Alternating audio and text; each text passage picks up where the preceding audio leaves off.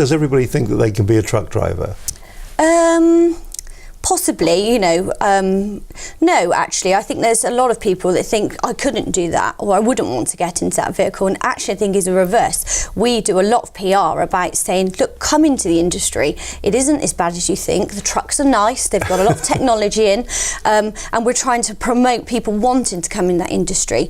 Another stickling point for people thinking, oh, do I want to do this as a career, is that the process is very strenuous. People are scared. What exams do I need to do? What do I need to know? How can I work under this legislation? So what we do at Pertemps is we handhold people through that process. We know it inside out. We can help them through organising their medicals, helping them practice for their theories, getting them ready in our academy, spending the right amount of time with them rather than stipulating, well, it takes you 5 days to do your crash course in a lorry. If they need more, they get more. Crash being the wrong word, probably. No, yeah, that's not probably the right word. The moment you said it, you thought, crash, wrong word.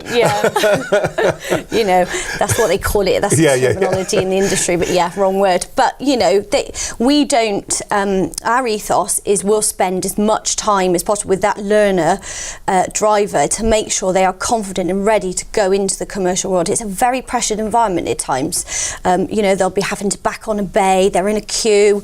They're going to come up against customers that are unhappy. So we try to prepare them as much as possible through that transition into the industry.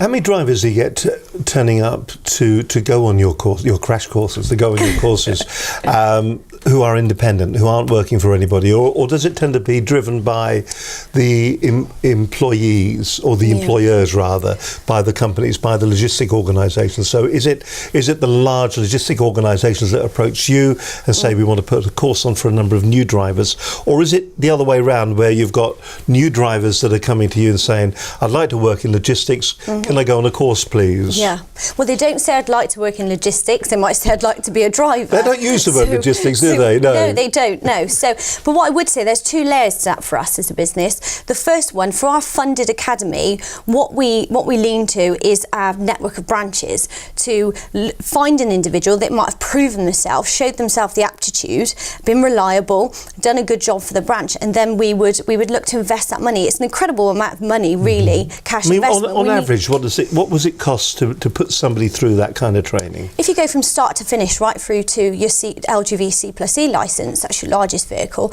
then you're looking, industry average can be anything from around £4,000, maybe more, maybe less. So it's quite an investment then for any organisation to be looking at training their drivers to that level. Yeah, and ours is probably higher than the industry average, our costs, and the reason being is we've got the vehicles we put in our academy are of the best standard, the most the latest technology is what they're likely to be driving when they then go on to drive for our clients. There are a lot of LGV companies that will use older vehicles to bring the cost down, but actually we want to give the delegate the best learning environment. Most like for like is what they're going to then experience when they go out and they start working for our clients.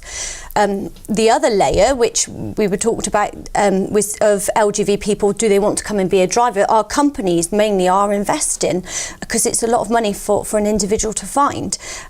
So they are investing, and because of our success in the academy, we've had a lot of companies come to us and say, right, can we do a licence acquisition programme for you? And we have done that in the hundreds for many reputable UK logistics companies. You were alluding, Samantha, to the academy before we started, something that Pertemps did. Now, a lot of organisations will have some form of driver school. What do you think makes the Pertemps Academy that little bit different from what other offerings are out there?